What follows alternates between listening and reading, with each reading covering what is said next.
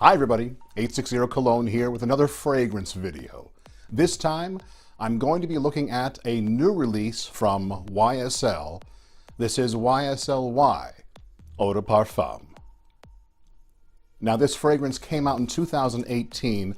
I first started seeing it on the shelves and started hearing about other people smelling it in late summer, early fall. The nose behind this is the same as the original release from 2017, the Eau de Toilette, that is Dominique Ropion.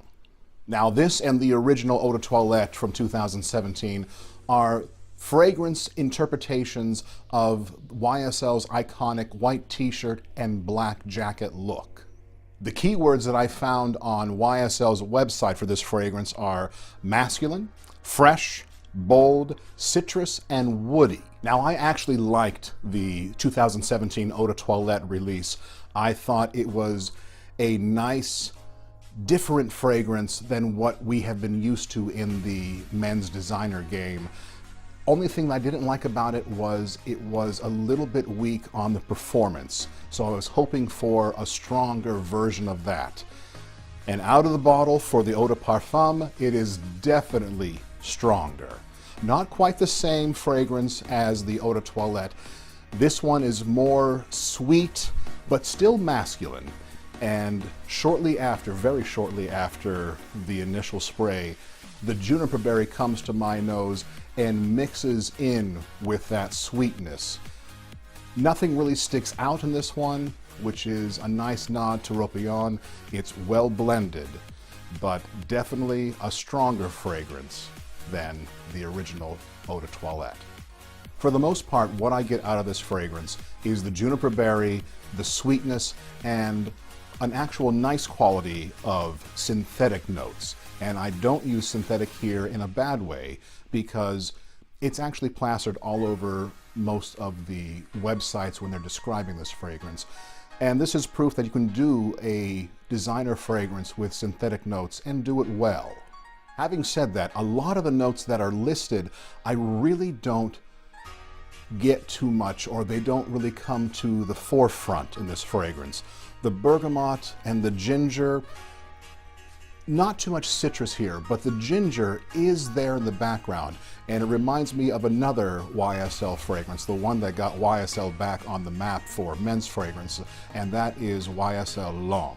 That ginger is in there and does a nice job of staying in the background and mixing with the other fragrance notes. Now, as for vetiver and the cedar and the amber woods and olibanum, I really don't get those much at all here.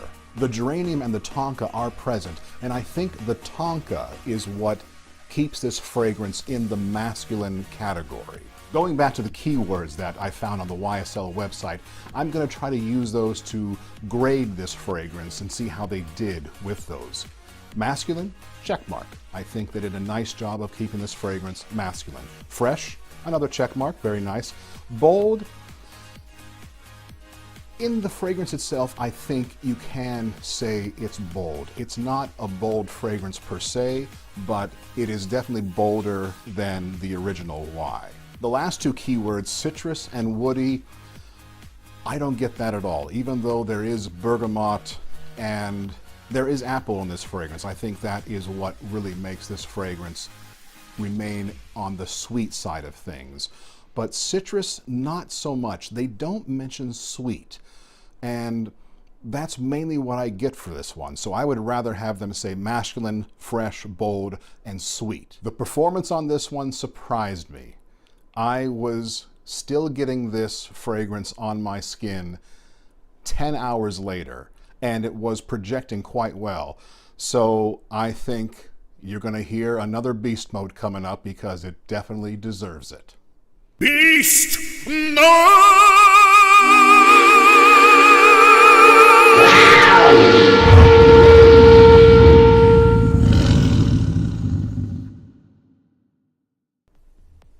This fragrance does share some similar notes from the original YSL Y version of 2017. However, what I liked about the Eau de Toilette version was that it had more individuality. It was more of a unique fragrance. And even though in the eau de toilette, ambroxan is listed in the notes. The ambroxan was not predominant. It was not in your face like a lot of the other fragrances, Bleu de Chanel, Dylan Blue, and Sauvage. The age range on this one is going to be on the young side. I'm going to say high school, college, and anyone who goes out clubbing. This is going to be a great fragrance for that demographic. This can be worn year-round. I don't really see any problem wearing this in all 4 seasons. Might be a little bit strong in summer, but I think it'll work great in the wintertime because of the performance. I think this would work well for most occasions. However, I think you might want to tread lightly if you're wearing this to work because it might actually overpower. So if you would fit the description of who I think this fragrance would work well for, you should seek this fragrance out if you're looking for a sweeter version of those typical fragrances that have been popular lately. And if you liked Invictus, which had that very sweet, almost bubblegum quality to it, this is going to do you well if you're looking for a little bit more depth. It has the sweetness, but it keeps it masculine and definitely keeps it on the deeper side. The price range on this one, there are 2 sizes that I know of. The 2-ounce 60 ml bottle is going to be $90. This is an eau de parfum and it does reflect those prices. The 3.4 ounce 100 ml is $115. I'm going to give this one 2 separate ratings. Going by what YSL was trying to accomplish with this fragrance and what Ropillon was trying to accomplish, and also thinking about the demographic they were going after, I think this fragrance deserves an 8.5. YSL wanted a bolder version of Y, still sticking with that white t-shirt, black jacket atmosphere and mood.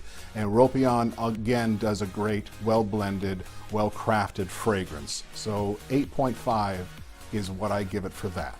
On a personal note, sadly, I don't like juniper berry. And as I said, this one is more relatable to those other fragrances that kind of dominate the designer world right now.